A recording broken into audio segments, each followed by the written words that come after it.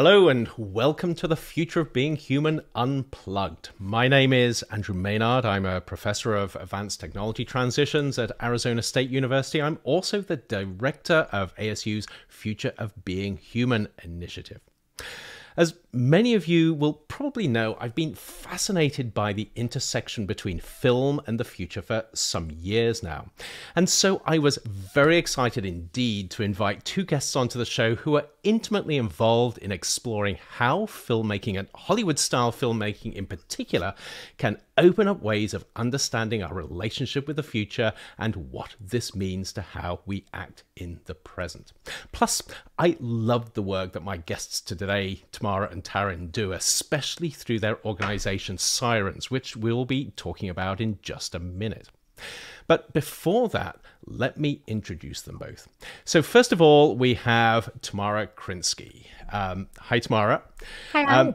Tamara is an Emmy-winning writer, producer, actress, and broadcast host with a focus on science and technology and geeky pop culture, straight from her bio.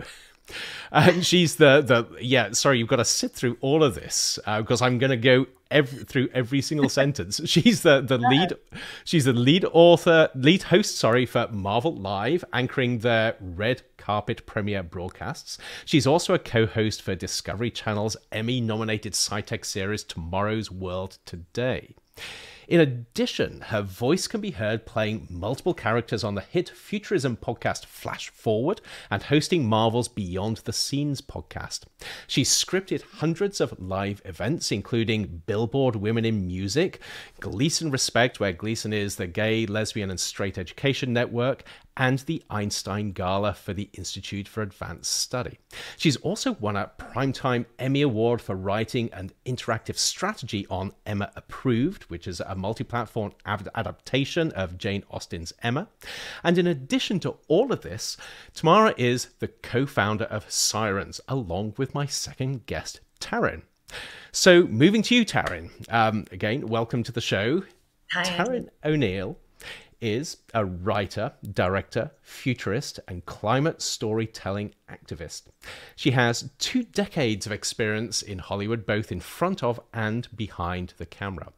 Her directorial credits include the Passion Flicks fantasy action feature films Wicked and Torn, based on the New York Times best-selling book series by Jennifer L. Armentrout. Her award-winning sci-fi short Live was optioned by Gunpowder and Sky and garnered over 550,000 views. Her scripts have also been finalists for the Sloan Sundance Fellowship and the New York Television Festival. And she's also written for Stan Lee's POW Entertainment, Black Box TV, Golden Bullet Entertainment, and most recently, the Near Future Laboratory and ASU's Center for Science and the Imagination, where she co-wrote and directed the short film The Assignment, which I would highly recommend everybody watches.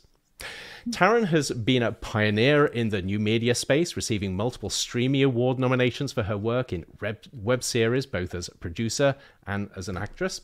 And as a final little tidbit, I discovered as I was doing my research, Taryn was also a former competitive figure skater. I didn't know that. So welcome to you both. I am so pleased to have you here on the broadcast today. This is going to be an absolute blast. Thanks for having us. Thanks so much, Andrew. So we should start this conversation. I actually have so much that I want to talk about, but I actually want to start off by asking you both, seeing that it's in our title, what exactly is impact filmmaking? And I'm going to start with you, Taryn. That's a great question. I would say from my point of view and from being a co-founder of Sirens with Tamara, it's narratives that move an audience emotionally to take action against an existing problem. Mm-hmm. So when we look at society today and all the inequalities we see, if we can tell a story that first entertains, but then moves you emotionally to actually do something about that problem that maybe is fictionalized and contextualized in this piece of content, that's impact filmmaking for me. Yep. So that makes sense. So I was going to say activist filmmaking, but I think that's probably going too far. But it's filmmaking with a purpose. You're not just doing it to entertain. Yes, there are. I mean, layers. you're definitely doing it to entertain. That is a key component of it. But the idea is that it goes beyond just what's on screen and has an impact in the real world in some way, shape, or form. Yeah. So then how prevalent is this? And I'm actually going to be a bit naughty. I should say, and you both know this, but you have no idea what I'm going to ask you. And in fact, I have no idea where the conversation is going to go, which makes it all the more interesting. But just on that idea of filmmaking with purpose, how prevalent is this in Hollywood? I mean, Hollywood is known for making money or trying to make money and a lot of money out of films. To what extent do people really try and push the boundaries here? I think it's something that goes in waves, depending on when you kind of catch it and what's going on in the world. I would think that traditionally a lot of impact filmmaking has taken place in the nonfiction space, in the documentary space. But I also think that as our world has become more and more fractured, as we're getting our information from different places, as different people's versions of what is true, what is reality, changes. And there's a lot more disagreement about that. Narrative storytelling has embraced impact filmmaking more and more because, as Taryn mentioned, if you can connect with somebody emotionally, that can then inspire action. I will also say that I think the best impact filmmaking isn't prescribing. It's not prescriptive. It's not saying do this so overtly. It really is rooted in story, in character, in drawing you in so that you have a reaction. Yeah. You can look at really great studios like Participant Films. They are sort of the benchmark for activist impact filmmaking. I love, and we both love what Ava DuVernay is doing with her projects and Array Studios. And she's worked on both scripted and non-scripted projects, documentary projects that have had really large impacts on society, I think. Yeah, and something you'll often see too with impact filmmaking is there'll be the project, right? The film project, or sometimes there's a TV project. But then around that, you'll often see other endeavors taking place, whether it's trying to build, some sort of communal space on the web that people can come and join and find out more information. Maybe it's a social media campaign. Maybe it's a particular call to action. So while that's not part of the definition of impact filmmaking, I would say that's a common characteristic of it. That makes a lot of sense. So in all of this, I must confess, one thing I really don't like in films is preachiness. The idea that I'm sitting down in a cinema, having bought my, $15 ticket these days, probably a lot more in some places, and I feel as if I'm being preached to. Is that just me, or is that something that impact filmmaking tends to try and avoid? I think it's different for every filmmaker. You ask a group of storytellers a question, you're going to get as many answers as there are storytellers in the room. And that is what's beautiful about having an artistic perspective. At the same time, I think many of us would agree that if you're trying to hit somebody over the head, it's maybe not. Maybe you should be in a different business. Right. Yes.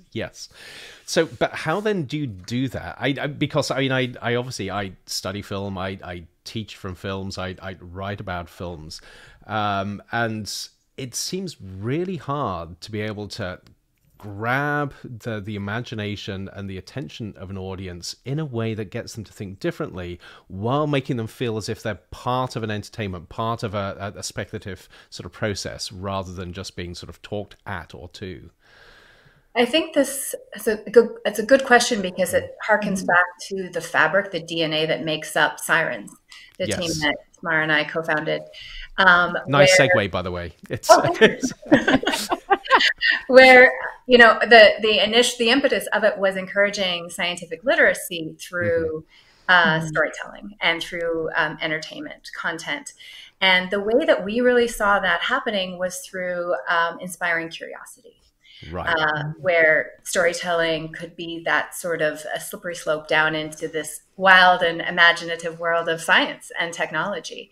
And if we could just create these little sparks of curiosity through, imbuing these narratives with some really cool, authentic science and technology elements to it, and characters that reflected STEM careers in a new and unique way, then we could sort of open the door. We were always very cognizant at the beginning of not being preachy, because the last thing somebody wants when they want to escape after a long day of work is to be preached to. And but we also feel very, very strongly that storytelling is so powerful, and that we need, you know, a more scientifically literate population, just encouraging it so that we can handle these challenges that we're being thrown by technology and by climate disruptions. Yeah, yeah. So you should say a little bit more about Sirens, what it stands for, what its genesis was, what you do beyond what you've just described. Sure. So the origin story of Sirens, because like every good geeky endeavor, we have an origin story, is that Taryn and I met when I was actually working for the Writers Guild, working with their new media program, helping them to understand what this sort of new frontier might look like for storytelling. And I was tasked with doing a lot of outreach to people who were working in the space. I had been in the trenches making things. That's part of why they hired me. And Taryn was on my list of people to hit up for a conversation. So we met for coffee, talked about that, but also realized during that conversation we both had a deep, deep love for science. So that started our friendship. And then a couple of years after that, Taryn wrote a blog post that started all of Sirens. Do you want to talk about that? Sure. I had a very visceral reaction to Bill Nye the Science Guy's debate with Ken Ham, the creationist. It was that online debate, and it really fired me up. And because of the amount of support that I saw for Ken Ham's views. And I went to and we should say that they were debating. Was it just creationism, or was it the age of the world, the age of the planet? Yes, the yes, planet Earth 6,000 years. Yes.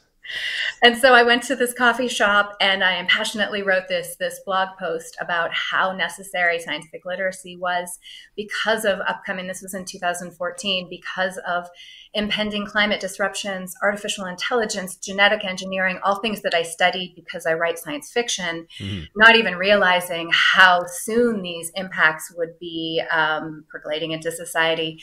And I published this blog post basically positing that we needed scientific literacy. How were we going to get it? Entertainment. That was the easiest conduit to encourage scientific literacy. Who were going to be the least likely but most effective ambassadors of science literacy in entertainment? Actresses. Right. And I happen to know. And I love the fact that it was specifically actresses. It just wasn't sort of the whole of the industry. Nope. No. It was actresses, and I made a call to action to a bunch of amazing, talented, brilliant actresses I know who are like-minded science nerds like Tamara and I.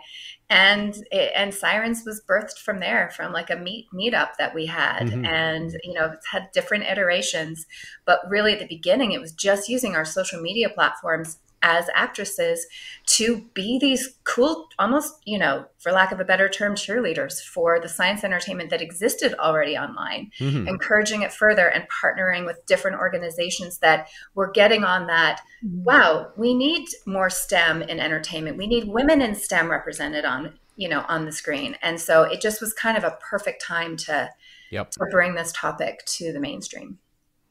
And then how has that progressed? Or is that still very much just mobilizing people like you in the industry to be ambassadors, or do you do more than that? No, we do more than that. And again, we've had different iterations of what we do, also based on what's happening, quite frankly, in our individual professional lives. Sometimes we have more time, sometimes we have less time. But there have been points where, you know, we've amplified things like, you know, we live tweeted all of Cosmos when that series was rebooted. And what was amazing, just like this conversation, we don't know what you're going to lob at us. We would put things out into the world on Twitter, and suddenly, like unexpectedly, we got back all of these amazing comments from moms who were sitting watching the show with their daughters, and were then able to point to what we were posting, go, hey, look, there are other women in STEM. There are creative women who are interested in science. And that became a really interesting dialogue. That. Yes. We've, over the years, we've done a lot of speaking on panels and moderating, you know, similarly to what we're doing here today, bringing a Hollywood perspective to STEM. We've done in-depth interviews with filmmakers and scientists who are working on various projects that live at that intersection. And then we're also creators ourselves. So, you know, we've gone out, we've pitched shows, and we just made the film that you mentioned before, The Assignment. So yes, yeah, which we should talk about, and I want to sort of move on at some point to talk about sort of Hollywood and how it depicts science, but let's just talk about The Assignment, because I love this as a short. So describe sort of what it is first of all. What does it show? Go ahead, Tamara. Okay, well, to give a little bit of background, since we are on an ASU channel, Right. so we connected with ASU Center for Science and the Imagination a couple of years ago. Taryn and I were, you've asked what kind of projects we do. So one of the projects we did was a virtual storytelling event where we wanted to really uplift positive climate stories. There's such a narrative of doom and gloom, and we both strongly believe that we need a new narrative when it comes to climate stories if we're going to inspire folks to take action.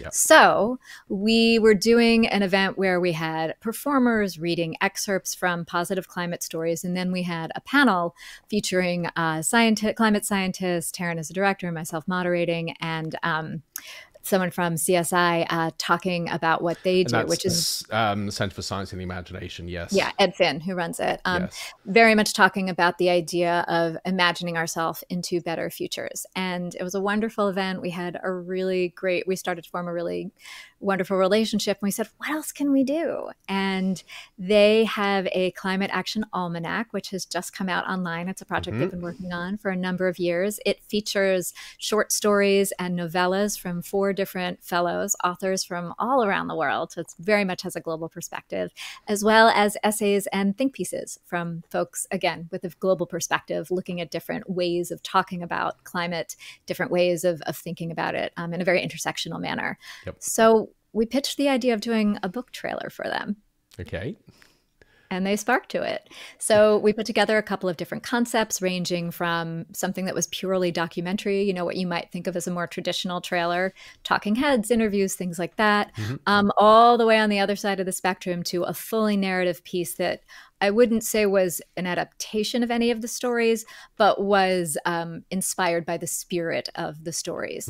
And ultimately, what they sparked to was a hybrid, which is so interesting because a lot of my experience is in nonfiction and documentary filmmaking, and Taryn writes and directs narrative. So the fact that they happened to spark to something that pulls from both of our strengths was right. And I loved it. But what fascinated me, and it comes to this idea of thinking about positive futures, and I would encourage everybody to go to YouTube and just look up The Assignment to watch it, is that it is positive. It's a really engaging short film, but it looks at possibilities for the future, really sort of bright possibilities. And I'm intrigued, and maybe you can sort of flesh this out a little bit more, as to how you found a narrative arc that seemed to work, seemed to engage the audience while being optimistic.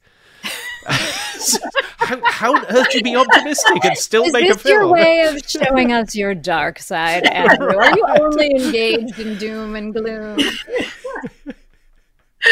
I know you like dystopian narratives, Andrew. Well, we'll get there. It actually, for my part in our collaboration, it goes back to when I first discovered ASU CSI's anthologies, climate anthologies. When I was, I started writing and creating science fiction about 12 years ago. And right around when I co-founded Sirens and I wrote that blog post, I was reading these short stories, and they were so beautiful. I mean, the first science fiction web series that I produced was highly dystopian. 95% of the world's population had disappeared. There were like evil, mysterious creatures that were stealing people. Like, it was your traditional tropes of dystopia. And I started imagining, I'm like, well, what does our world look like in the future? Nobody's telling me anything except these bleak, the road landscapes. And so I think that kind of hope punk, for lack of a subgenre, has been. And so I've just got to ask: have you just made that up, or is that no? A It real exists. thing? Hope punk Right, is hope a punk. newish sort of offshoot of solar punk. Okay, but no, it's sort of positive, disruptive fiction. Yep. So it's just something that's been baked into the science fiction writing that I've been doing for the past 10 years now, where I want to create futures that we would want to live in, as opposed to that we just hope to survive. Right. And so I think, and Tamara shares that sensibility, and we've been talking about it for a long time. And so it just kind of came naturally into the DNA of it. And there's some absolutely beautiful, hopeful, optimistic elements of these short stories. And this short film, first and foremost, was just about supporting and celebrating these stories and the spirit of these stories. And so I think that, you just give yourself over to the artistic side of yourself. And it came from that. It's the pacing, it's the characters, it's the, let's present this problem, this issue, and then let's just turn the lens slightly. Let's light something that's never been shown before and let the audience follow that. And then creating visuals and a soundtrack that also sort of incorporated and supported that. So it was a tapestry of optimism, I guess. Yeah. And I think too, I was going to say too, I think another important piece of it in how we sort of found our way to the story of the short is, as I mentioned, these stories are global in nature, right? So you have people with very different resources, with very different ways of life featured in all of these stories. And I think in the putting together of the short and wanting to lift those up, again, going back to your question about impact filmmaking, we really didn't want to be prescriptive. We didn't want to say, these are the kinds of stories going forward we hope you all write. You should be writing about this. We wanted to crack open the question, what does your future look like? And really empower whoever was watching the short to walk away thinking about that, because in this conversation about climate, everybody brings their own context to it. Right. And that was important to us. Yeah, and that seems so important in terms of getting back to that not being preachy, opening up possibilities and opening up the imagination. So something else that really struck me about this was, as you've already alluded to, I love a dystopian sci-fi movie. And we all do. Explosions look great on screen. They're fun to watch. But then when you look at other genres, I mean, most genres aren't dystopian. They find that tension in other ways. And actually, this to me seems so important when we think about the future, because it's so easy to get locked in that idea that movies about the future have to be bad. But as you've shown, that isn't the case. Thank you. Well, I think there's two parts to that, in that, one, as sort of alluding to what Tamara was saying, jumping from there, we want to create agency within everyone, because storytelling shouldn't just be allocated to like the Hollywood elites or, the random people who Hatchet or Random House has deemed, like proper authors. Stories are inherent to all of us. Right. That's how we codified and transferred knowledge between generations, and we have all these tools to be able to connect stories. And so, that's when I could talk about that forever, like restructuring, traditional 3-act structures and the lone hero myth. Like, what are those new stories and the structure of stories that we can embrace? Yep. So can I just run with that for a second? Because I mean, there is this very formulaic approach to movie making in Hollywood that you've just sort of touched on a little bit. And I'm intrigued to ask both of you. I'm actually going to go back to Tamara with this to start with. But is it a case, when we're thinking about stimulating people's curiosity and thinking about the future, that we can co-opt that fairly sort of standard sort of hero's journey type approach? Or is there a really, really big need to transform how Hollywood makes movies? Or is it somewhere in between? Well, okay, let me clarify. When you say to transform how Hollywood makes movies, are you talking about the production process, or are you talking about how movies are written? I want to know which question I'm answering. Right, yeah. Actually, it's a little bit of both, but it's starting off with how movies are written. And so, again, I'm coming at this from an outsider, but I definitely get the sense that there are certain styles of script that are more likely to get attention and get funded than others. So that obviously does start with the storytelling part of it. Well, look, I think that structure and format can be your friend, in that I think it's important to know your film history. I think it's important to know what works and why certain things have worked over time. And then you can break that purposefully. Right. Yep. I mean, like, not to be a total nerd here, but like going all the way back to Shakespeare and iambic pentameter, right? You've got verse structure. Okay, ba-da, ba-da, ba-da, ba-da, Yep. right? 10 syllables, 5 beats, etc. But every so often he goes off and does something different. And that was a cue to the audience to go, wait, something different just happened. Right. And I think because we have audiences that are so used to our typical 3-act structure and the rhythm of that, when that changes, it makes you go, wow. I mean, even think about Christopher Nolan's Memento, like way back in the beginning of his filmmaking career. We all went, oh my God, he is telling a story in an entirely different way here. Yep. And that makes you sit up and take notice. So I think many studios are risk averse, especially now post-strike. But I also think that as writers, as creators, there's something wonderful about using structure or breaking structure to help you tell a story. Yeah, but I love that idea of actually knowing the industry, knowing the history, so you can then begin to sort of bend and shift and break the rules, rather than coming in thinking that you can just break everything and discovering you can't do anything. And I'll also add one more thing, and I say this as like a nice girl from Jersey. I think like we obviously have our American traditions of storytelling. Yeah. There's a whole big world out there that tells stories with different beats in different ways with different structures. And we're finally starting to see a little bit of that coming into the mainstream Hollywood ecosystem. And I just hope that door keeps cracking open. Yeah. Yeah, I love that idea. But then when you begin to look at that and you look at the individuals involved, all the way from the script writers to the actors to the directors, etc., if you were just to look at this in terms of the hunger there is there to do more than just entertainment, to engage people in terms of how they think about the world, how significant do you think that hunger is within the industry? Taryn? Within the industry from like a fiscal business perspective? Not from a business perspective. So put money aside, just in terms of being... I'm also going to brag about Taryn because she has an econ major from Duke. She's ridiculously smart. I just have to brag. But that's also probably why she asked for the clarification. Yeah. But no, sort of putting money aside, just in terms of what people in their heart really want to achieve. I think that if people are in this business, usually they are passionate about movies and storytelling. Yep.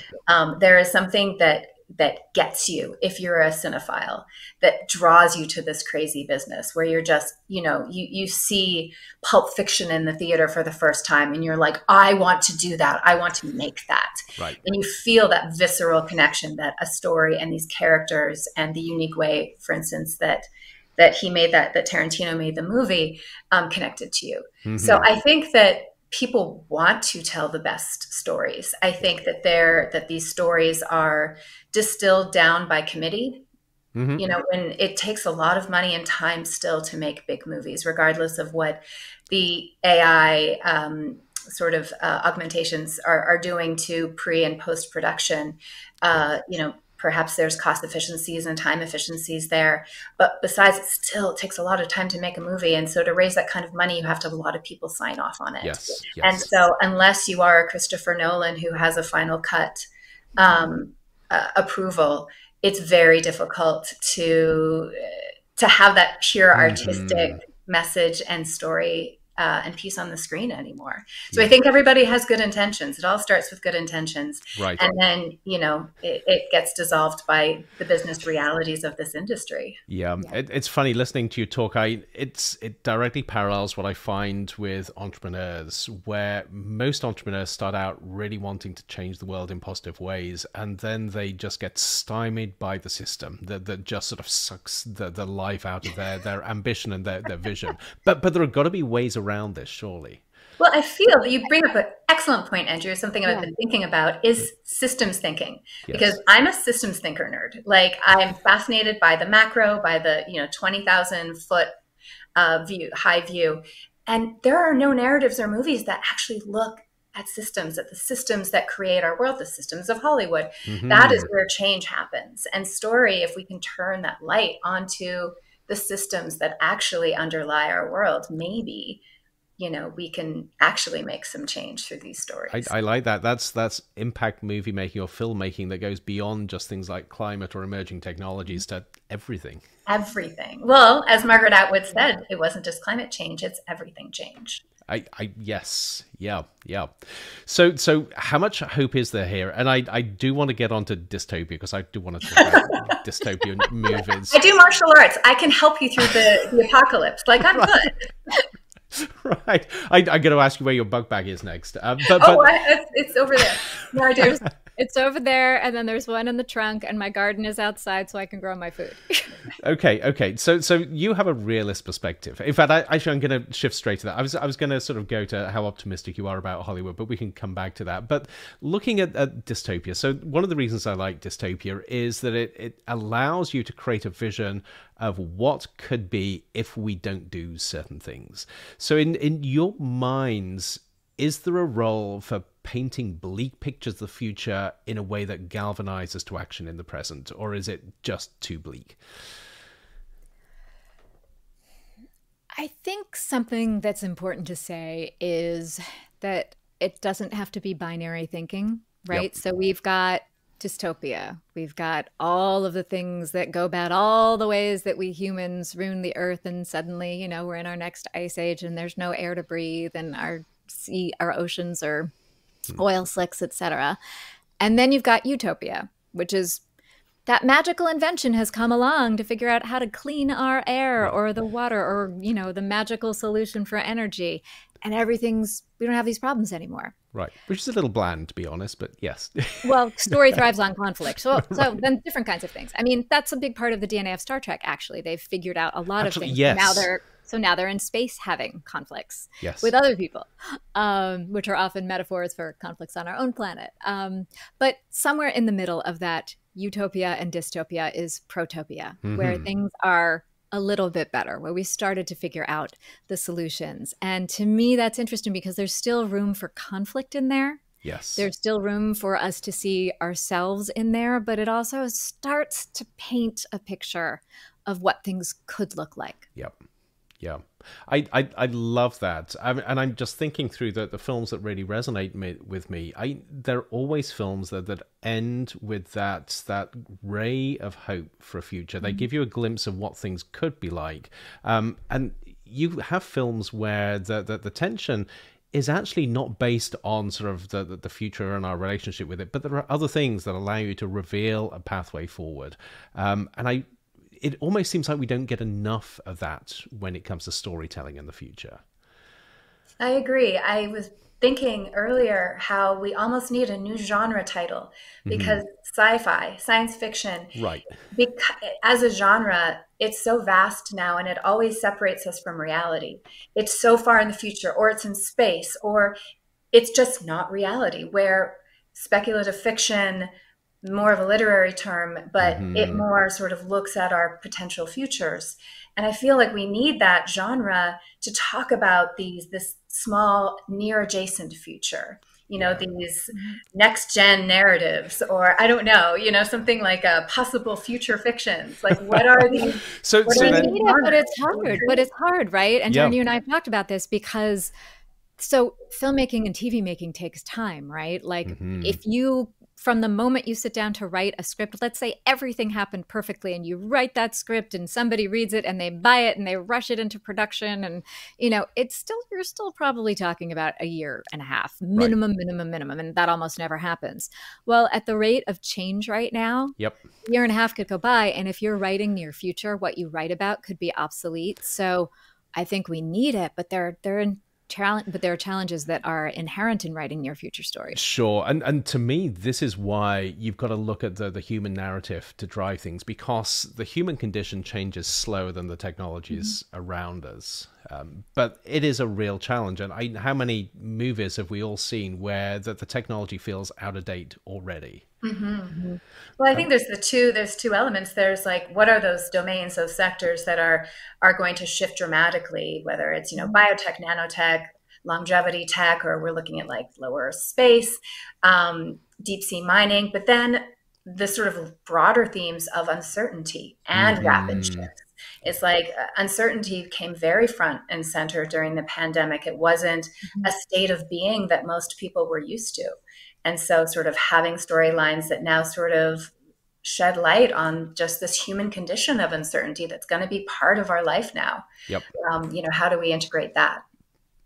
I think that makes a lot of sense. I do have to ask you about scientific realism in movies. And I have quite strong feelings here, which may not be what you expect. And I'll describe that in a second. But and you touched on this at the beginning. How do you deal with movie making where you're telling a fictional story? So I know scriptwriters and directors and producers are usually quite happy to ditch scientific reality for something that works for the story. Is that okay, or should we have more scientific realism in movies?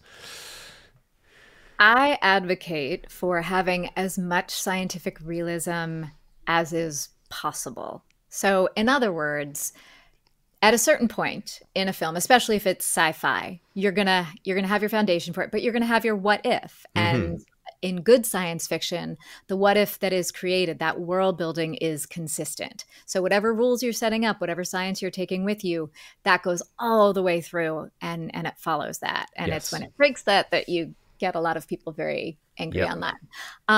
And every movie does that to a different degree, right? Like, some movies are completely scientifically implausible.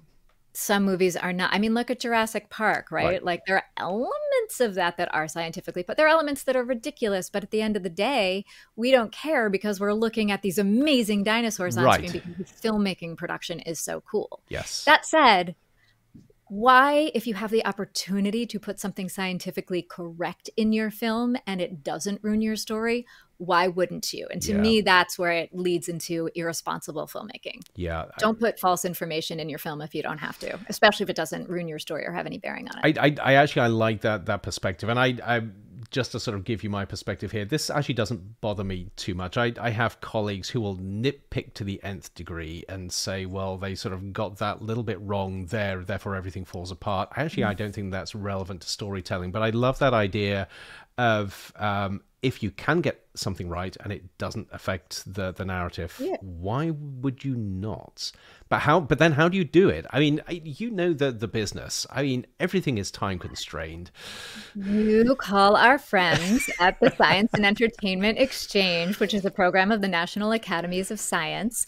It is free for filmmakers, for established filmmakers and TV makers, and they will provide a science advisor for you. And sometimes it's the littlest thing, like if you're, doing something that's set in a forensics lab, they'll have someone come and look at your production set and say, actually, it would never be this way. Can we move it over this way? And it doesn't affect your budget. You're just making things so that when someone looks on, they're like, yeah, that's what it looks like.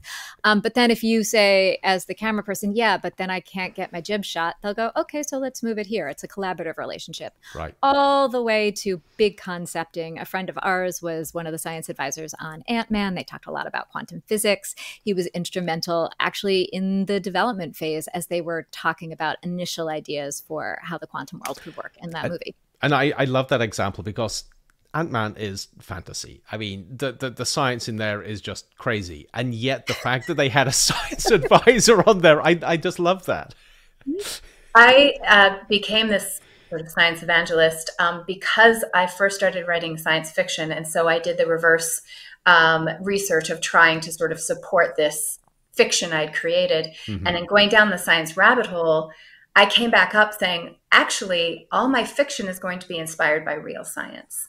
So I suggest, too, that you can really utilize the real science research out there and use that as a springboard for your fiction, because it's a lot easier. I mean, it depends. Obviously, some people have story and character they want to start with first, but I find so many inspirations for my new stories from pieces of technology or research that have come out from the scientific world. And I must confess, there's a genre of film which I don't think exists, or if it does, it's really small, which is taking that science realism. It's actually basing stories in in a world that intersects with science, but in a way which is reflecting the science that we have at the moment. So forget about all this crazy, dramatic, over-the-top stuff. To me, some of the most compelling stories are those that are just set within a world where science is important. It matters and it makes a difference. Yeah, Taryn and I often talk about the idea that, like, maybe there should be a series of science rom-coms where, you know, we just have main characters, lady characters who are scientists, and it's not the point of it. It's just every day. I love that. In fact, we got to wrap up in a second, but let's just run with that for a second, because fast. I know that time just goes crazy fast with these things, but that idea of having science and even technology as part of the backdrop or the environment within which stories take place, I think can be incredibly powerful and transformative, because you're not pushing it down people's throats, you're not making it the center of attention, but it's there infusing everything. Is this actually something that you see, or is this something we need more of? It existed. You think of the X-Files and the Scully effect. Yes, so, yes. You know, there was a lot of young girls who wanted to become scientists because of Dana Scully. And Bones with, I forget the actress's character. There's been a lot of forensic science. CSI, the number of people applying to study forensic science after the CSIs has gone way up. Yep.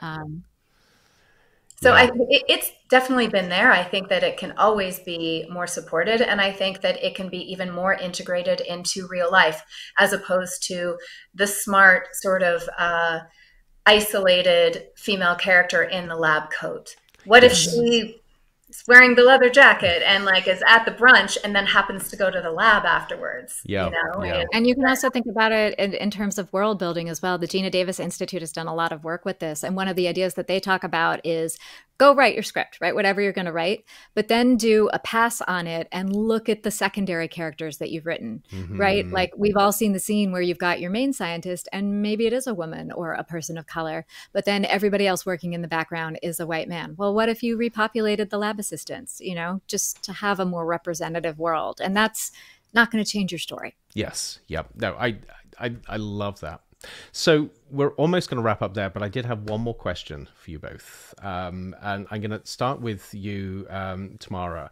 And the question is just a really simple question with just a few words to answer it in.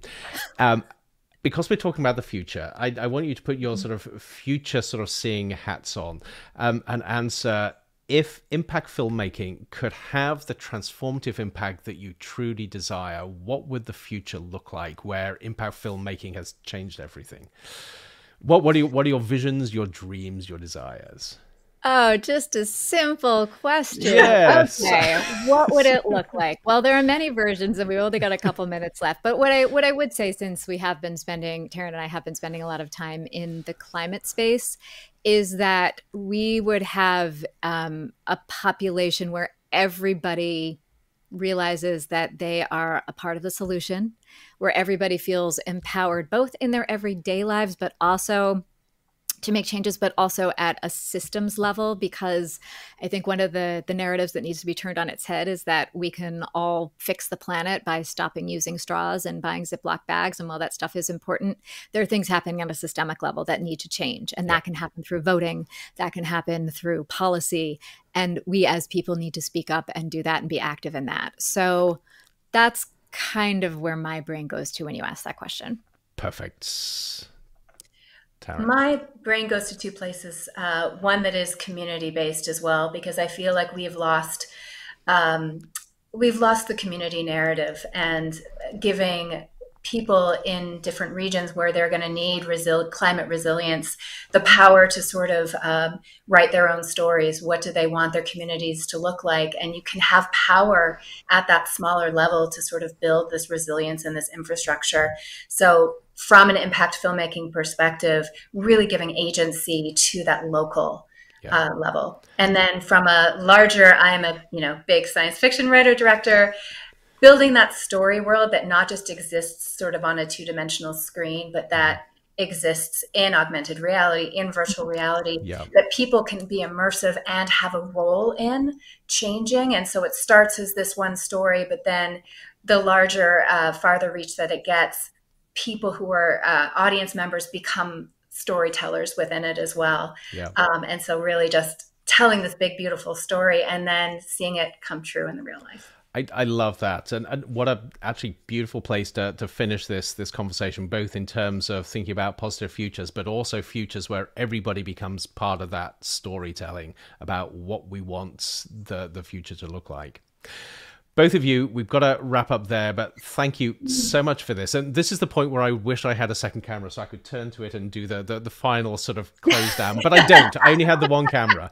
But I will transition and say that is it for this episode of The Future of Being Human Unplugged. Again, a huge thank you to the absolutely amazing Tamara Krinsky and Taryn O'Neill for joining me for such a fantastic conversation.